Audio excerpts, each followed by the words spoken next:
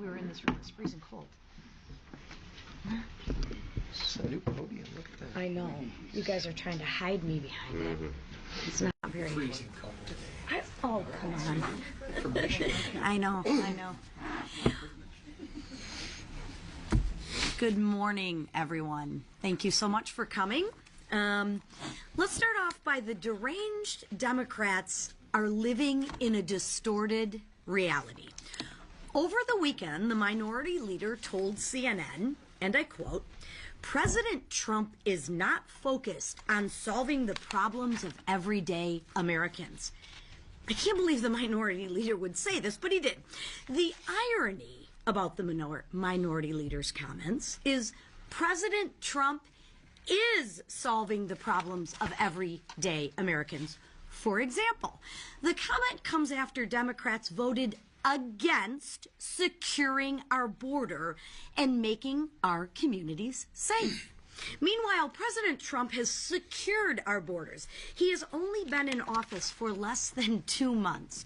And in the Democrats' distorted reality, President Trump is to blame for all the world's problems. He inherited these problems, when in reality, Democrats are the ones who caused the problems. Illegal aliens flooded our borders because Democrats kept them open. Democrats let killers like Jose Ibarra come into our communities. And Democrats keep voting against fixing these problems. Let's be clear. But I can share with you, times they are a-changin'. Common sense has been restored. Illegal border crossings were the lowest ever recorded last month. How's that by taking care of the American people's problems? Our communities are actually safer. President Trump is keeping his promises that he made to the American people. After 4 years of silence and shadows from Joe Biden and the Democrats, President Trump has restored accountability and transparency at the White House. He's actually answering unscripted questions from the press.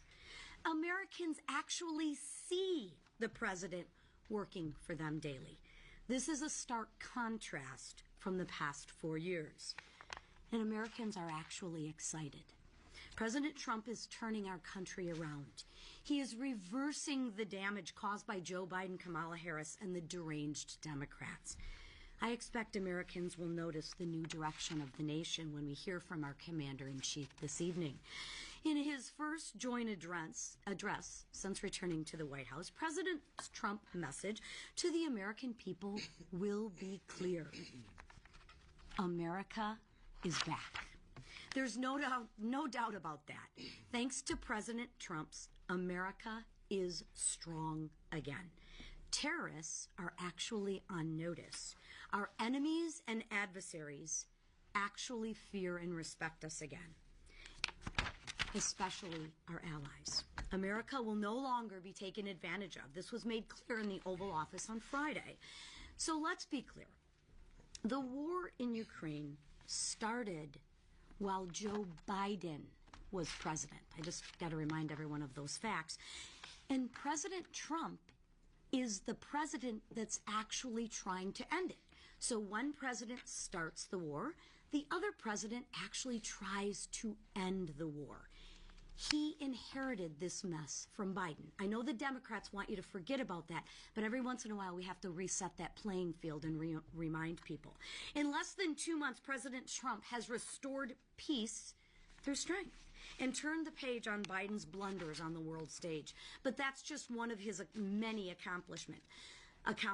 President Trump is working at an unprecedented pace. He's putting America and its people first. That's exactly what we just heard from our Secretary of Defense. The president's efforts to rid the Department of Defense of DEI has been profoundly positive. Soldiers are actually excited to be focused on the actual mission, lethality and preparedness, not weakness and wokeness. The president is rooting out waste, fraud, and abuse of taxpayer dollars at the Pentagon. As I mentioned, he returned to the White House and has set Democrats into complete and utter disarray. They have no vision, no plan, and no leader. They only have one thing to offer the American people, and that's fear-mongering. This has caused a messaging crisis in the Democratic Party. They are clearly scrambling. The main goal is to be against, for the Democrats, their main goal is to be against what 77 million American people want. And the House Republicans are calling them out for it. Look no further than tomorrow's Oversight Committee hearing on sanctuary cities. Democrats' radical policies will be on full display, and I encourage you all to watch. Americans will be reminded that Democrats protect killers, rapists, and drug dealers who find safe haven in sanctuary cities. For example, a Sudanese national who was convicted of raping a victim under 13 years old, a Mexican national convicted of a criminal sexual conduct on a victim under 13 years old. Both were arrested by ICE in St. Paul, Minnesota, a sanctuary city. And what do deranged Democrats in Minnesota have to say? They say, well, targeting criminal illegal immigrants threatens their safe spaces. Threatens the safe spaces of whom? Listen to what the Democrats are saying. Instead of showing empathy, they are siding with and protecting criminals, violent, illegal, alien criminals. Meanwhile, Republicans actually stand with the victims. We actually stand for legal. We actually stand for law and order. What about the American people's safe spaces? Do they count? House Republicans will hold these mayors accountable. Refusing to cooperate with immigration law puts communities and Americans in danger. But it doesn't stop there. Even in the U.S. House of Representatives, deranged Democrats hold briefings and post videos on how to avoid ICE. That's pretty American, huh? They are literally helping criminal, illegal immigrants. This is a result of having no vision for the American people. But I'm here to share with you Americans can be optimistic because real leadership returned to the White House. Leadership in our country that our country desperately needs. The leadership 77 million Americans voted for. Together, President Trump and House Republicans will stop sanctuary cities. Sanctuary city policies are wreaking havoc on our communities, like the ones Representative Gabe Evans represents in the northern Denver suburbs. Rep. Evans has joined us today to help tell the local stories, like the story of the Trende D'Agua who took over an apartment complex in the Denver suburbs. They used it to kidnap and torture people at gunpoint. Not real good people. It's a shame that this is happening in America. But I'll turn it over now to Gabe to let him tell his story. Well, thank you, Chairwoman. Gabe Evans from Colorado's 8th Congressional District, and I was a police officer in the Denver metro area for over a decade. In fact, today I'm still wearing my police boots. They're on their third set of soles because that is what keeps me grounded and reminds me why I'm here. My morning routine hasn't changed in 14 years because here in Congress, I'm focused on serving the victims of these crimes that you just heard the chairwoman talk about. Let's talk some of the statistics that have happened in Colorado as a result of these sanctuary policies. When I started my law enforcement career, Colorado was 31st in the nation for our crime rate. We're now number 4. Colorado is number 2 in the nation for teenagers overdosing and dying on illegal drugs, predominantly fentanyl. Colorado is once again got the highest rate of motor vehicle theft out of all of the 50 states. As a police officer for over a decade in the Denver metro area, I saw firsthand what was contributing to these problems, and a significant percentage of the blame lays on sanctuary city and state policies that allow violent transnational criminal organizations and cartels to come into our community and find safe harbor. Recent headline news in Colorado showed that violent gangs like Tren de Aragua have looked at Denver, Colorado to be their national headquarters as a result of these sanctuary policies. In fact, very recently, ICE in Denver sent out a tweet where they highlighted that the Denver City and County Jail would not honor ICE immigration detainers, and as a result, they released a Tren de Aragua gang member back into the public. Immigration and Customs officers had to go into the public to arrest this individual again, who assaulted officers in the process. This does not keep our communities safe. This does not protect the victims of these crimes. We know where this fentanyl is coming from. In fact, every month, the death toll of fentanyl in the United States is greater than the total death toll of the September 11th terrorist attacks.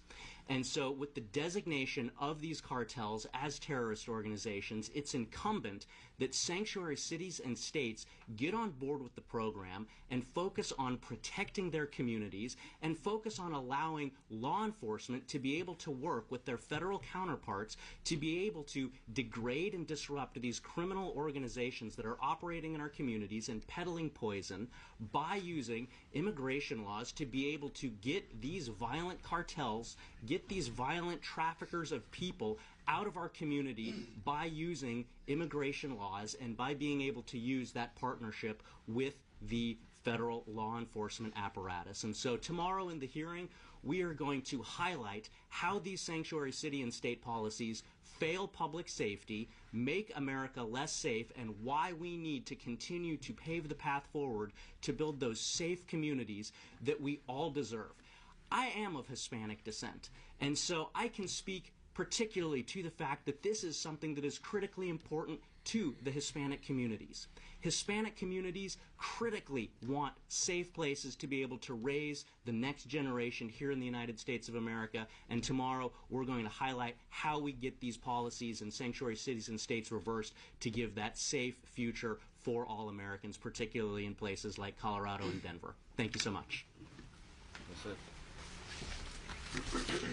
Thanks, Gabe.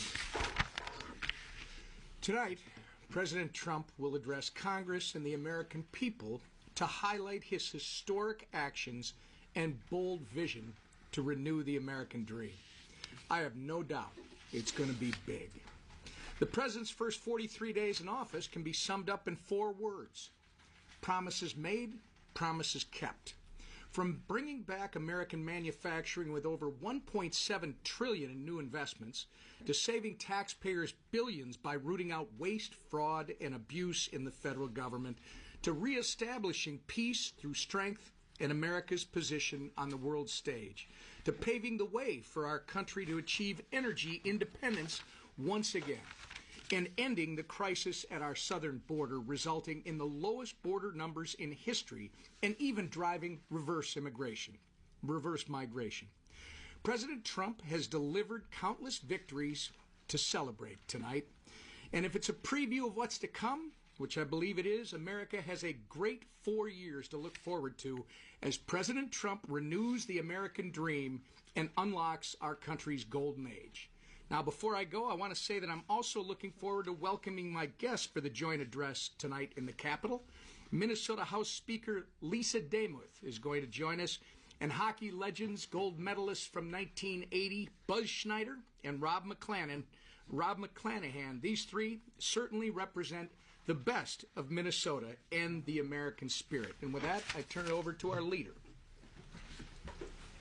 All right. Well, let me first say happy Mardi Gras, everybody. Today is Mardi Gras Day in my home city of New Orleans. This is a Mardi Gras king cake, which we enjoy to celebrate the day. This is not to torture you. This is to let you know I've gotten this for each of you, so that it's all cut up. I'm going to pass this around. You don't have to write nice stories about me. You can, but this is we like to share our celebration. There'll be about 1 million people from all around the world on the streets of New Orleans celebrating with the crew of Zulu, the crew of Rex, riding, and it's a great family event. My parents took me to Mardi Gras parades when I was a kid, and we take our kids now and pass that tradition on. I am so glad to be with all of you today, but I wish I was in New Orleans celebrating Mardi Gras. But here, put your Camera's down for a minute. Take a piece, pass it around. If you get the baby, the tradition is there's a plastic baby in one of the slices. That means you have to throw the next king cake party. So we'll let you know where to get the cake, and you'll want more, believe me. Anyway, on that note, so we start off on a really good note. We love to celebrate things. We're celebrating a lot. Tonight, President Trump is going to be celebrating the renewal of the American dream. And he's going to go into a lot of detail about how his agenda not only is starting to be carried out in just less than 2 months. It's been a riveting pace that President Trump took to start getting our country back on track. But the work is just beginning. Here in the House, and obviously Congress has to play a critical role in helping the president do this. Part of that is passing President Trump's agenda. And one of the things we did from the speaker on down is committed to getting the agenda moved through one big, beautiful bill, which means budget reconciliation, starting that process by passing a budget so then we can get to the reconciliation phase. And last week, with an overwhelming, not one vote to spare, literally just by the margin we needed, which is all it takes, right? We passed our budget to the Senate to start the process of putting into law the things we need to do to deliver on that Trump agenda that 77 million people went to the polls to give all of us a mandate to do. In fact, the American people insisted that we do these things to reverse the damage from the Biden-Harris agenda. Number one, stave off a tax increase. Make sure that middle-class families don't see a massive tax hike. And notice every Democrat voted no last week, which means Democrats voted to put a tax on over 99% of families that make less than $1 million. You hear them talking about millionaires and billionaires. The people that would be hurt by Democrat actions are people that make well under $1 million. President Trump's trying to eliminate the tax on tips, which, by the way, we support and will be in our package. The average salary of tip workers who will benefit from President Trump's agenda is a family making about $35,000 a year. That's who will benefit from that provision. You know, and they talk about billionaires and Elon Musk all day long because they want to hide the fact that it's middle and lower income families who will benefit from the Trump agenda, because those are the people that have been devastated the most by the high inflation, high taxes, high cost of living we've seen from the Biden agenda. More energy production in America, manufacturing more things in America. That's in our bill. And it's going to be in this package that moves through. And for some reason, every Democrat wants to vote no on an agenda that lowers gas prices, lowers food costs. When people complain about the price of eggs, you can try to make political hay about it. You can try to do something about it. And you do something about it by lowering the energy cost, the cost to get products to the grocery store. And every Democrat voted no because they are okay with those families paying more. Well, families are fed up. And President Trump's going to be laying out tonight the things not only that he's already done, he's done a phenomenal job at getting the border secure. We need to do our part at funding the wall, funding the technology for our Border Patrol agents. That's also in our bill.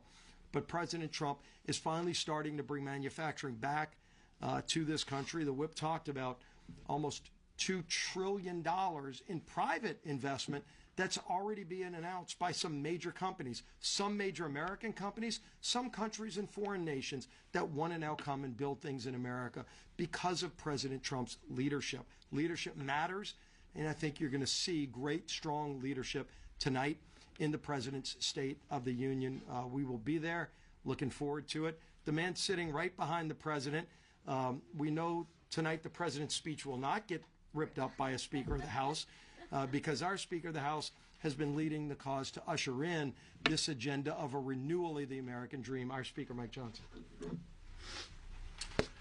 Thank you, Mr. Leader. Thanks to all of you. No, we will not be ripping up the speech tonight. I would like to frame it in gilded gold, but I'm not sure how to do that from the podium. I want to welcome you all and happy Mardi Gras. And if I had forethought, I would have brought beads to throw at you. You would have had the whole experience. We had a great weekend. Let me give you a recap on a few things. We had a great weekend down in Florida. We had the House Republicans gathered in Miami for an NRCC winter retreat. It's an annual tradition, and The vibe is so good among Republicans. We had our largest attendance ever. The most members ever participated with their families, and lots of friends and donors and supporters of the cause were down there with us in a great time.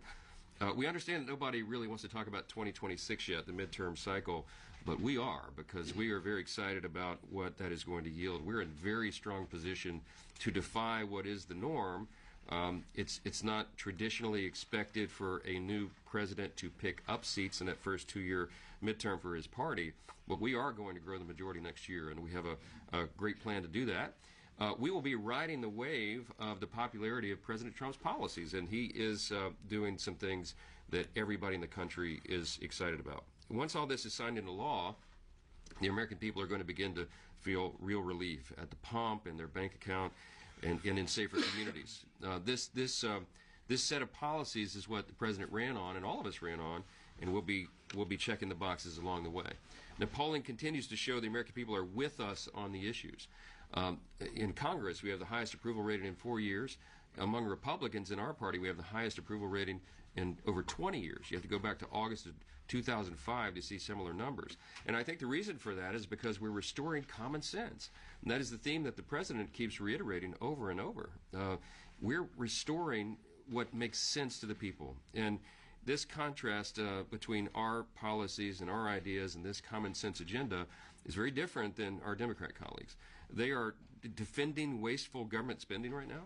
They're opposing tax cuts for working families. They're supporting open borders in sanctuary cities, you heard about this morning. And they're doing all that above the well-being of the American people.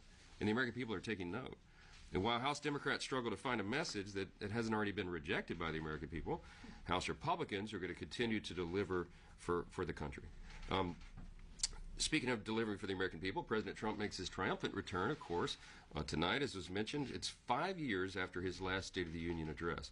This is a joint address to Congress, not a State of the Union, because a State of the Union is typically delivered on or around the sort of the one-year anniversary, first year in office. But this president is working so quickly, I invited him to come early in the process to give this joint address because there's so much to report to the people, and we're delighted he's going to be there.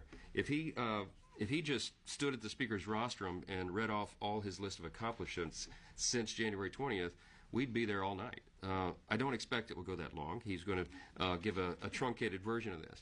But there really is so much to celebrate.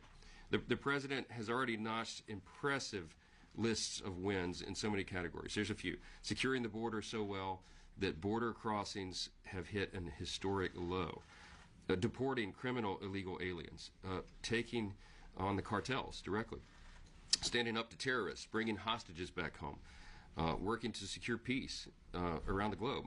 Ending the weaponization of government, bringing investments and jobs back to the U.S., unleashing American energy, keeping men out of women's sports that the Democrats don't seem to agree with us on, and cutting waste, fraud, and abuse. I mean, all this has been happening in just 43 days. It's hard to believe. He's just been in office 43 days, and that's just one sample list of what's been accomplished.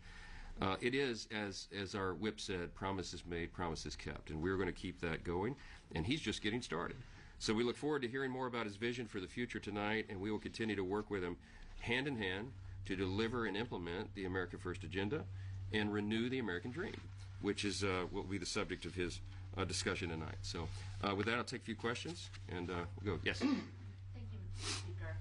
Democrats have been seizing on footage of protesters at Republican town halls, and now they're pushing back on, I guess, reporting that there's been discretion that Republicans should hold less town halls. I mean, do you think that that's what your members should be doing? Do you think that they should be... Well, look, we've been encouraging our members to communicate directly with their constituents, and they're anxious to do that. There's lots of different ways and forums to do it. You could do it in telephone town halls. You can have small subgroups of people from different industries and segments of the community. We find that to be very, very productive, and more productive than if you just go to an open forum right now. Why? Because we've seen this movie before. George Soros-funded groups and others literally pay protesters, and I saw my friend Hakeem Jeffries decrying that I've said that, but we know that that is a fact. Democrat activists who don't live in the district very often will show up for these town hall events, and they'll go in an hour early, and they'll fill all the seats, and so the constituents and the people from the community that are actually represented don't even get a seat. Now, I'm not saying everyone in these, all the Democrats in these town halls that you've seen on television were not from the local area, but look, there are people who do this as a profession. They're professional protesters. So why would we give them a forum to do that right now? The best thing that our members can do is communicate directly, frequently, consistently with their constituents, and there are other avenues to do it than just going in to try to give the other side sound bites. I mean, they're doing this for the cameras. We all know it, and I think it's wise not to play into it right now. So that's my position. Yes. Speaker, would you have preferred, or should Secretary Rubio have gone through the Congress on the $3 billion arms sales announced to Israel over the weekend? And what do you hope to hear from President Trump tonight on what's next for Gaza? Well, I think we'll have some important information on that tonight. From my perspective, what is happening at the Secretary of State, Department of Defense, and of course all through the White House is well within the President's authority. They have discretion on some of these funds and how to use them. There's been consternation about the announcement that they would pause military aid to Ukraine, and I had a few people ask me this morning, well, don't you think that's a violation of separation of powers or something? It's not. The President has authority to do that, to act as the Commander-in-Chief, to use the strategy that he and his team believe is best fit for that. It's not changing or redirecting something that Congress did, unlike the Biden administration. You remember with Israel, he was basically redirecting whole categories of, for example, armaments and bombs that Congress had duly enacted, had voted to send to Israel. They were trying to redirect and hold it in perpetuity. This is different. A temporary pause, I think, is a strategic move by the Commander-in-Chief, and we support that. And so we'll see. I think there'll be more information about it tonight and in the days ahead, and we'll see how it develops. Mr. Speaker, if you're moving ahead with a clean CR at current spending levels, does that mean that Congress will be funding programs that may have been eliminated or frozen? And if so, how do you intend to address that? Yeah, so a clean CR allows us to avoid a government shutdown, which isn't good for anyone, while the DOGE effort continues, and it's really critical work, finding fraud, waste, and abuse throughout the government. So what the DOGE effort will do is prepare recommendations for FY26. We have to get FY25 done. We will not be funding fraud, waste, and abuse that's already been discovered. As soon as that is qualified and quantified, okay, it will be codified in that sequence. And what that means is we have a deadline of March 14. We don't have time to calculate all the things in major categories to work in an appropriations process in that amount of time. So what will happen is in a clean CR requested and supported by the President and all of us, we will fund the government responsibly, and at OMB, the Office of Management and Budget, and in the White House, they will not direct funds to these categories of things that have been shown to be abusive. What will happen on the back end, is the way the procedure works, is that we'll be able to go back later and do rescissions and handle it in other ways. The big savings that DOGE is finding, and I'm very excited about this. I've been meeting with Elon Musk about it regularly. We talk about it often. That will be a part of FY26. We're going to get back to regular order, restore the process. We'll get a budget from the White House that reflects all of those savings, because there'll be time to calculate it and do that. And then we will begin the appropriations process for FY26. I think it's going to be a very exciting development, because we're going to do it differently than it's been done in years. We'll have whole categories, big savings, I believe, that will change the equation, and it's going to be a great thing for the American people. Last question, guys. On Ukraine, there are major tariffs that have obviously going into place today. Lots of concerns from the business community, from Americans. What is your message to those who are very worried that we could be at the start of a long and painful trade war? Well, look, I don't think anybody envisions a trade war or looks forward to that, but I do think President Trump makes a great point. I've always thought of myself, I came up as a Reagan Republican, and we believe in free markets and free trade. And the President was really ahead of his time. Back in 2015, 2016, when he first began to run for president, he would often correct us. He'd say, yes, free trade, but fair trade. And he made a great point. I mean, a lot of people had blinders on. There was all these countries around the world that have taken advantage of America. The America First agenda is to reset those relationships. And his idea of reciprocal tariffs policies is actually really comports with common sense. I mean, if we have a country that we have a huge trade imbalance with because they're charging 100% tariff on imports from the U.S., well, then we need to bring that down. How do we bring it down? By giving them a dose of their own medicine. Now, this is not an adversarial thing. This is to continue good relationships and trade policy. So I think this initiative will achieve that desired result. My suspicion is if there's a country that's charging us hypothetically 100% tariffs on imports and we do the same, they will begin to lower those import tariffs pretty quickly. And you will get back to a point of equilibrium that does resemble free trade again. I think that's good for the American people and for our country. And as the President said, just have a little patience with this.